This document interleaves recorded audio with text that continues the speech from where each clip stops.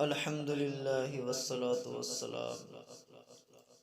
حضرت ایاس ابن سلمہ اپنے والد حضرت سلمہ رضی اللہ تعالی عنہ سے نقل کرتے ہیں کہ انہوں نے کہا، ایک مرتبہ حضرت عمر ابن خطاب رضی اللہ تعالی عنہ بازار سے گزرے،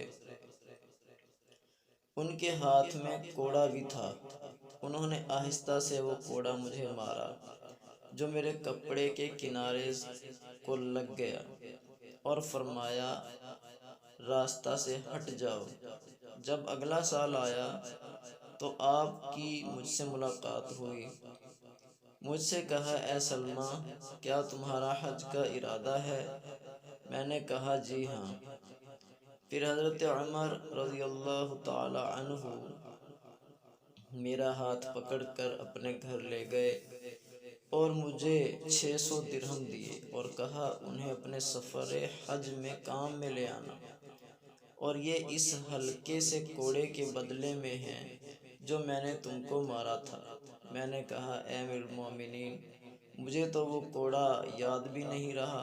فرمایا، لیکن میں تو اسے نہیں بھولا، یعنی میں نے مار تو دیا لیکن سارا سال کھٹکتا رہا۔ حیات الصحابہ۔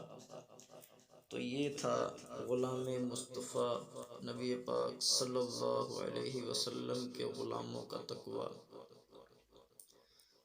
کہ غصہ بھی نہیں اور کوئی دل کے اندر ایسی ویسی بات بھی نہیں، اور جس کو کوڑا لگا وہ بھی بھول گئے، لیکن اللہ کا ڈر، اللہ کا خوف اس قدر تھا